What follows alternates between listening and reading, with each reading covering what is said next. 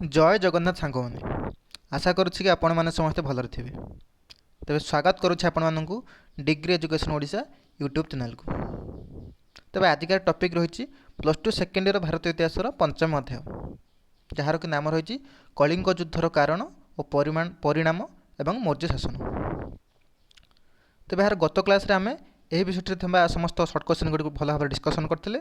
तेज आजिकार class यही विषय समस्त 2 मार्क और 3 मार्क क्वेश्चन गुड़ी आम भल भाव डिस्कसन करवा। तेज आपण मानक जब भिडियोटी भल लगुए तेज निहाती भाव गोटे लाइक करेंगे और चैनल टी निश्चित भाव में सब्सक्राइब करेंगे। तो प्रथम 2 मार्क क्वेश्चन गुड़ी आम देखा। प्रथम क्वेश्चन अच्छी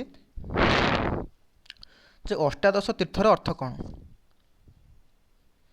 तेज यार सठिक उत्तर हो चंद्रगुप्त मौर्यंकर मंत्री परिषद 18 जन मंत्री को नहीं गठित होता। यह अष्टादश तीर्थ बोली कहुला। अवश्य मंत्री परिषदर परामर्श बाध्यतामूलक नथिला। मंत्री परिषदर दायित्व थिबा तीर्थ माने बा मंत्री माने हेले कौन कौन ना महामंत्री, मुख्य पुरोहित, सेनापति, युवराज और बो बारिक इत्यादि। ख नंबर क्वेश्चन देखिए। प्रतिवेदक माने कि प्रकार दायित्व निर्वाह करथुले बा प्रतिवेदक माने केउं प्रकार कार्य सब करुथुले। तेबार सठिक उत्तर हो प्रतिवेदक माने सांबादिक थिले, अर्थात से माने संवाद को संचार करुथुले बा संवाद गुडी को प्रसार करुथुले। जेकोसी समय से माने राजा को भेटी राज्यर संवाद को राजा निकट में परिवेशन करुथुले बा अवगत कराउथुले। ग नंबर क्वेश्चन देखिए। अशोकंकर त्रयोदश बा 13 नंबर अनुशासन में कलिंग युद्ध विषय कौन लिखाई। तेज यार सठिक उत्तर हो अशोकंकर त्रयोदश शिलानुशासन कलिंग युद्ध संपर्क में संपूर्ण बरणी मिलता है। यही युद्ध में कलिंगर 1 लाख लोक निहत होते और 1,50,000 लोक बंदी होते। यही युद्ध में अशोक विजय लाभ करते, अर्थात कलिंग युद्ध में अशोक ही विजय लाभ करते। पृथ्वी इतिहास में यह एक भयंकर युद्ध कहले अत्युक्ति हेब नहीं।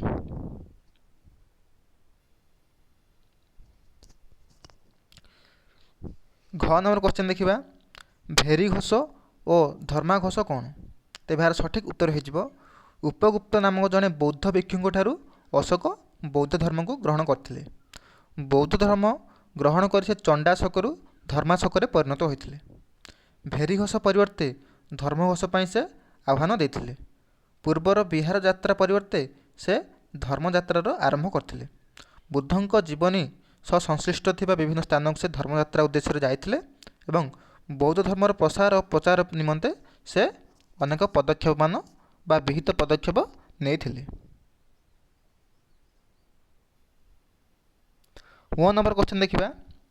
शासनर सुविधा पाई चंद्रगुप्त मौर्य तांको साम्राज्य को केतोटी प्रदेश में विभक्त करथिले एवं सेमानकर नाम लेख। तेज यार सठिक उत्तर हो शासनर सुविधा दृष्टि चंद्रगुप्त मौर्य तांको साम्राज्य को 4 गोटी प्रदेश में विभक्त करथिले। सेगुड़ी कौन कौन नाम उत्तरापथ, अवंतीपथ, दक्षिणापथ और प्राच्य। यापर आमर केतरा 3 नंबर क्वेश्चन अच्छी ताकू देखिबा। प्रथम क्वेश्चन अच्छी कलिंग युद्धर राजनैतिक कारण कौन। तेज यार सठिक उत्तर हो मगधर सीमा सहित कलिंग राज्यर सीमा संलग्न थिबारु अर्थात लगी कलिंगर स्वाधीनता मगध पर विपद सदृश थिला। सामरिक दृष्टिकोण कलिंग एक शक्तिशाली राज्य थिला। निजर साम्राज्य विस्तार लिप्सा को चरितार्थ करने तथा अखंड भारतर अधिकारी होगापी अशोकंकर कलिंग अधिकार अवश्यम्भावी हो पड़ता। स्वाधीन कलिंगर अवस्थिति तांको पई थिला असह्य, तेणु कलिंग को जय कर निज साम्राज्य रे मिसाई अशोक बद्ध परिकर हो पड़ते।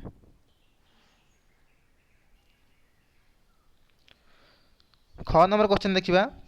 अशोकंक कलिंग आक्रमण उपर थिबा किंवदंती कौन थिला।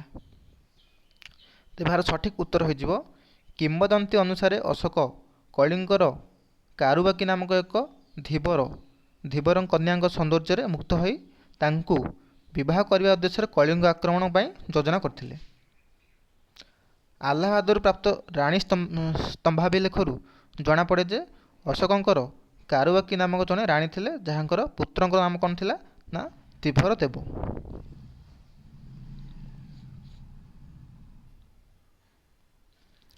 ଗ ନମ୍ବର କ୍ୱେଶ୍ଚନ୍ ଦେଖିବା, କଳିଙ୍ଗ ଯୁଦ୍ଧର ଫଳାଫଳ ସଂଖ୍ୟା ଉପରେ ଉଲ୍ଲେଖ କର ବା ଲେଖ।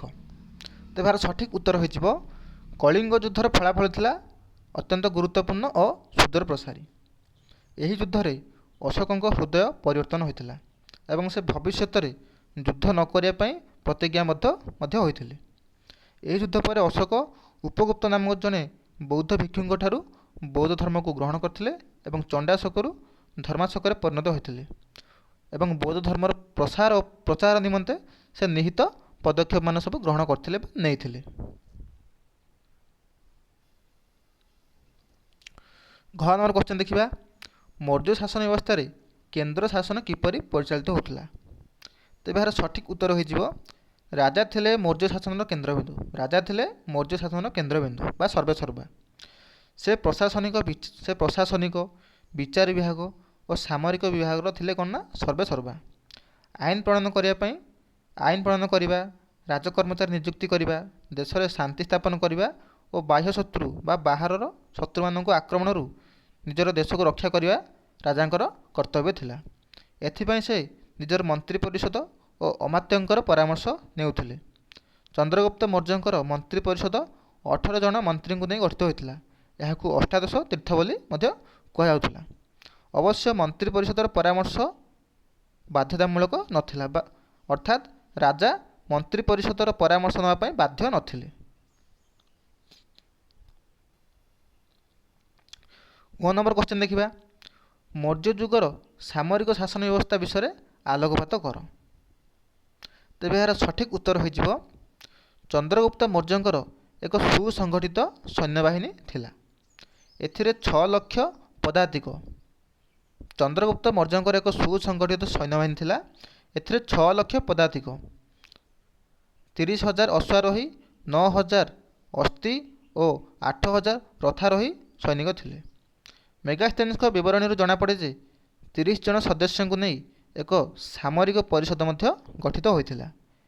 ଏହା 6 ଭାଗରେ ବିଭକ୍ତ ହୋଇଥିଲା ଓ ପ୍ରତି ଭାଗରେ 5 ଜଣ ସଦସ୍ୟ ରହିଥିଲେ। ଏହି 6ଟି ବିଭାଗ ଥିଲା ନୌସେନା, ସାମରିକ ପରିବହନ, ପଦାତିକ, ଅଶ୍ୱାରୋହୀ, ରଥାରୋହୀ ଓ ଗଜାରୋହୀ।